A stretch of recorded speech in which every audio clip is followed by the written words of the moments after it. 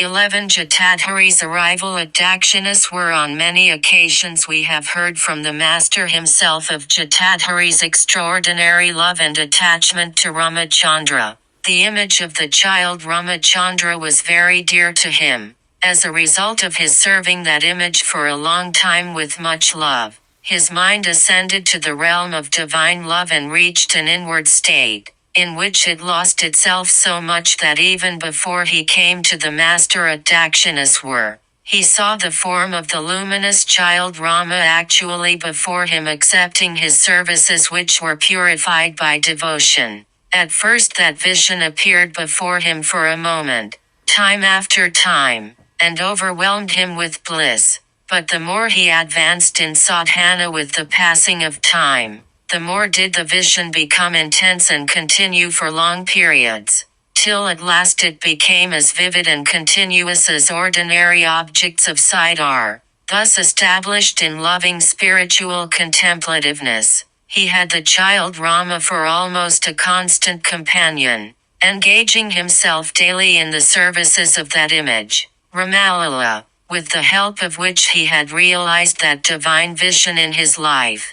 Jatadhari traveled at pleasure to the various places of pilgrimage in India and came to the Kali temple at Dakshineshwar. 12. The intimate relation of the Master with Jatadhari, who applied himself whole-heartedly to the service of Ramalila, did not divulge to anyone that he had the privilege of having every now and then the vision of the form of the child Rama, the embodiment of love. People could only see that he always served a metal image of a child with extraordinary steadfastness every day. They knew that much and nothing more. But the inside of the Master, the matchless Lord of the realm of spiritual moods, pierced the gross external curtain at his very first meeting with Jatadhari and ascertained the hidden inward mystery. Therefore he had a great respect for that monk and joyfully supplied him with all the articles necessary for his service of Ramalila.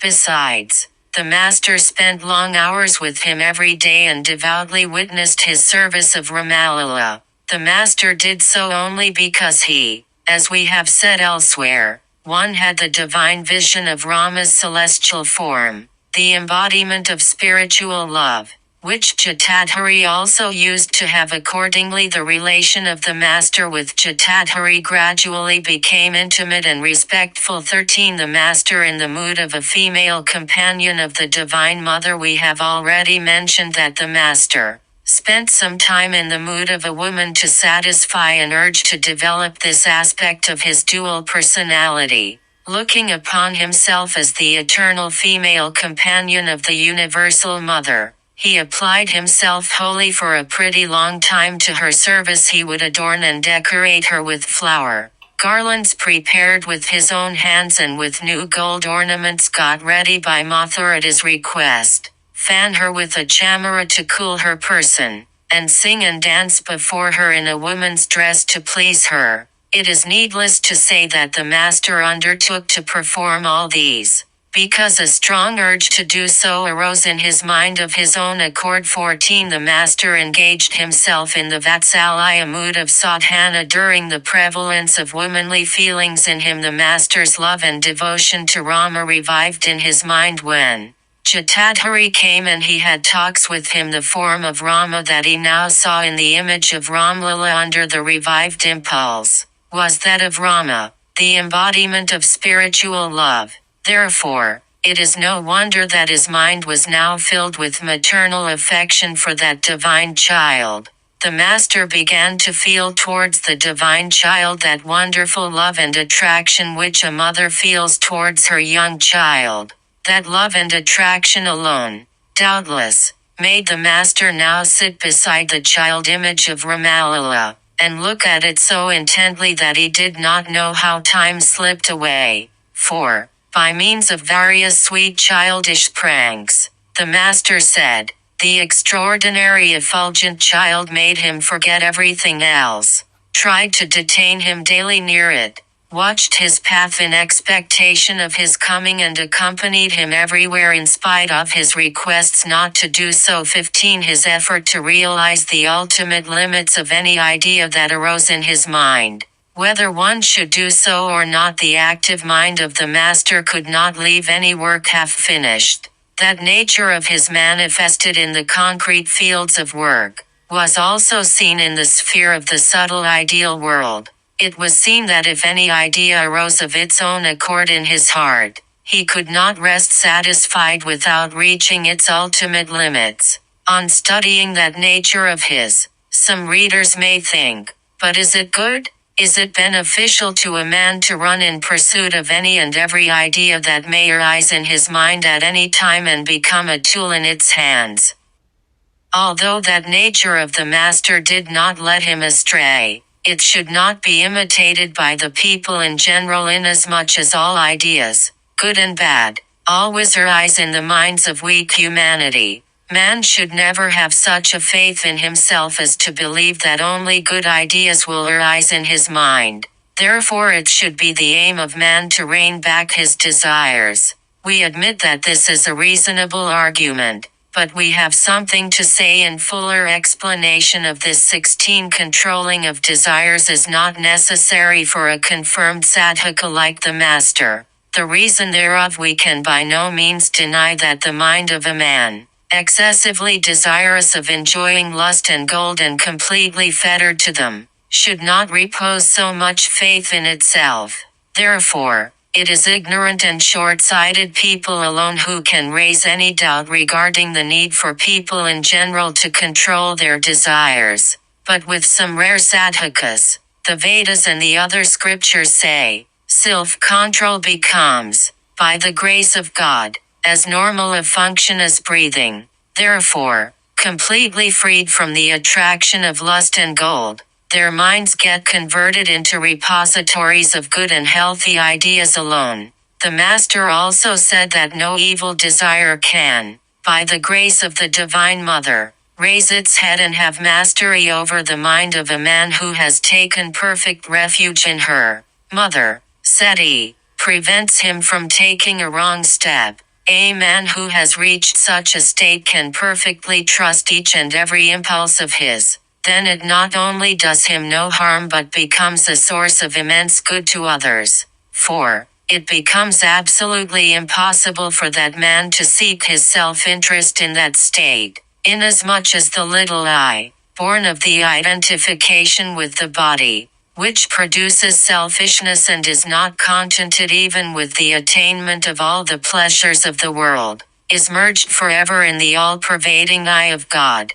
Therefore the will of God, whose nature it is to do good to all, then manifests itself as various desires in the mind of that man for universal welfare, or the sadhaka, in that state, always feels in his heart of hearts, I am the machine, thou art the mechanic, and making sure that the desires in his own mind are the will of God, the all-pervading person. He does not at all hesitate to act according to their urge, and consequently, it is seen that others are greatly benefited by such actions of his. Such a state comes very early in the lives of uncommonly great souls like the Master. Therefore these great souls, we read in their biographies, trust completely the desires of their minds and very often undertake actions without having recourse to reasoning or inference at all. Keeping their little wills identified with the universal will,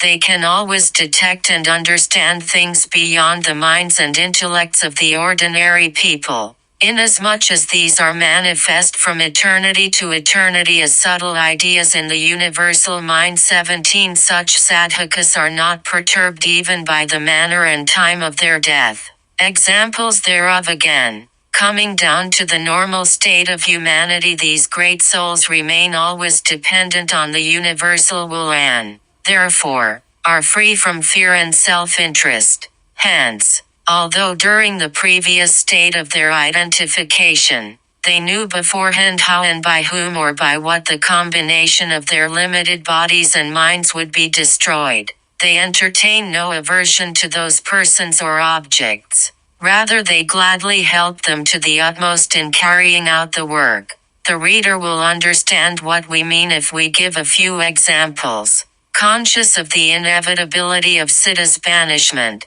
Rama sent her away to the forest, though he knew that she was innocent, though he knew that the forsaking of Lakshmana, who was dearer than his life, would inevitably bring his Leela as a human being to an end. He carried it out, knowing beforehand that the race of Yadu, to which he belonged, would be destroyed.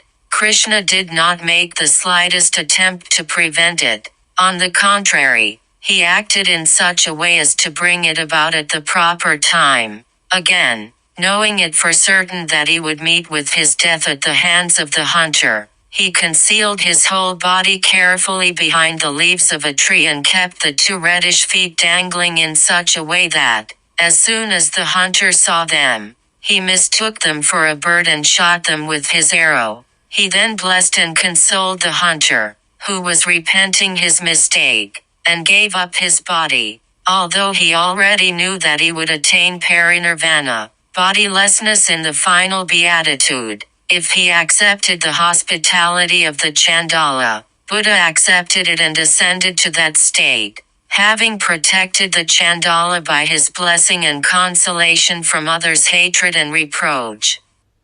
Again, conscious that the religion preached by him would soon be polluted if he gave his approval to women's initiation into sannyasa, he permitted the Venerable Gautami, his aunt, to be so initiated, in spite of knowing that Judas, his disciple, would betray him into the hands of the enemy who would put an end to his life. Jesus, another incarnation of God, remained uniformly affectionate to him and engaged himself, all his life, in doing him good. 18 No desire tarnished with selfishness arises in the mind of such a sadhaka. We meet on investigation with many such events even in the lives of persons perfected and liberated in life, not to speak of the incarnations of God. If we want to find a rational explanation of the happy synthesis between the uncommon personal effort and the absolute dependence on the universal will,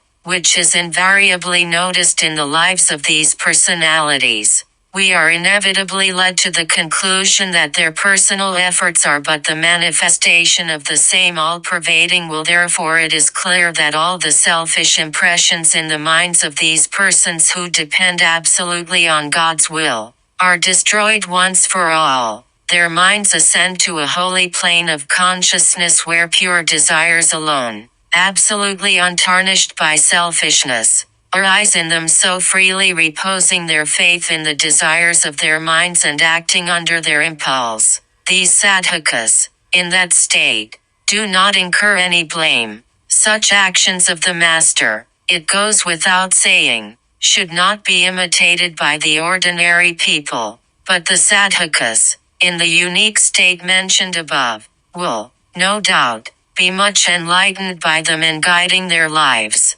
The scriptures have compared their desires for eating, drinking, etc., which are necessary for the preservation of life, to fried seeds, just as roasted seeds of trees, creepers, etc., lose their vital power and cannot germinate, so the worldly desires of those persons, roasted over the fire of self-control and divine knowledge, can no more draw them towards enjoyment and lead them astray. The Master also said about it, coming in contact with the philosopher's stone, a steel sword becomes golden. It retains unchanged its formidable form, but it can inflict no injury. 19 All mentations of such sadhakas correspond to facts. Examples in the Master's life. The seers of the Upanishads say that all the mental processes of the sadhakas in that state correspond to facts. In other words,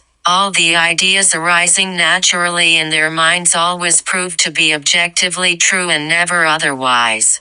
We could never have believed the above-mentioned words of the seers if we had not repeatedly tested the ideas of the Master established in Bhavamukha and found them to be true. If he felt hesitation about taking any food, it was, we have seen, found on enquiry to have been polluted before. If he felt his power of speech failing him suddenly when he was about to say anything spiritual to anybody, it was proved that the said person was, in truth, completely unfit for it. If he felt that a certain person would not realize religious truths or would realize but a few in his life, it actually came to happen so. If any particular mood, or a particular form of a deity appeared in his mind when he saw a certain person, it was known that the said person was a sadhaka of that mood, or that deity. If he suddenly said anything to any person under the influence of an inward mood, that person got much light by it and his life became altogether changed. Innumerable incidents of this type can be cited. 20. The master was initiated in the Vatsalya mood of Sadhana by Jatadhari. He practiced it and reached its acme urged by that irresistible inward devotional mood. The master, as he used to do on many other occasions, nor regarded himself as a woman, both in body and mind, and acted accordingly. So when he had the vision of Rama as a sweet child, he assumed the attitude of maternal affection towards him. He had been, no doubt, initiated in the mantra of Rama long ago in order to perform properly the worship and service of his family deity Raghuvar, but he was then not attracted towards him in any mood except that of a servant towards his master. Having the above-mentioned new mood towards the deity, he now became anxious to be initiated by a guru according to the scriptures in a mantra befitting the new mood and to reach the ultimate limit of realization in that discipline perfected in the mantra of the divine child.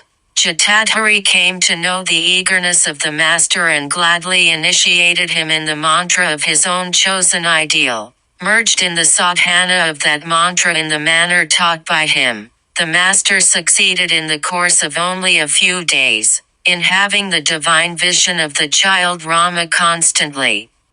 Absorbed in the meditation of that divine form in the mood of maternal affection towards him, he soon came to realize that Rama, who is the son of Dasaratha, is in every being. The same Rama is immanent in the universe and yet transcends it.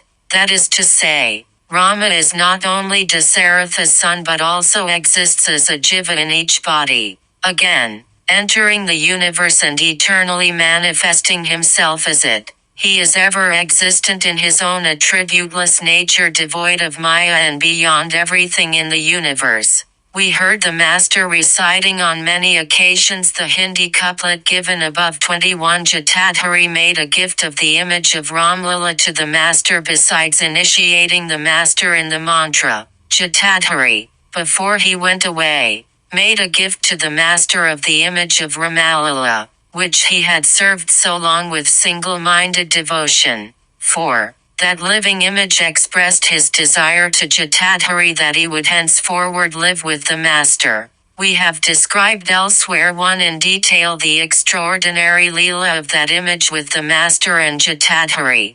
Therefore it is unnecessary to deal with that topic here again. 22. To what extent the Bhairavi Brahmani helped the master at the time of Vatsalya sadhana when the master applied his mind, in the aforesaid manner, to perfecting his Vatsalya devotion and experienced its ultimate result. The Bhairavi Brahmani was staying at Dakshineshwar. We were told by the master himself that she was as highly experienced in the disciplines of the Panchatavas spoken of in the Vaishnava books, as she was in those of the Tantras. Did the master receive any particular help from her while practicing the Vatsalya and Madhura Bhavas?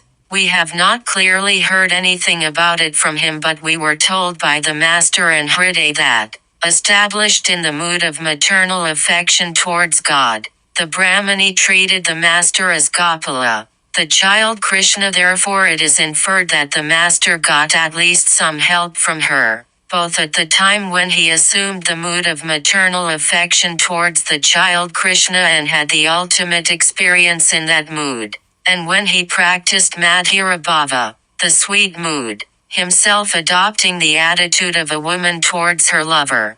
One might doubt whether he actually got any particular help from her, but this much is admitted without doubt, that a strong desire to practice the disciplines of those moods arose in his mind when he saw the Brahmani engaged in them and heard her eulogize them. Footnote 1. 3. 6. 1. 3. 2. 1 RN. 7.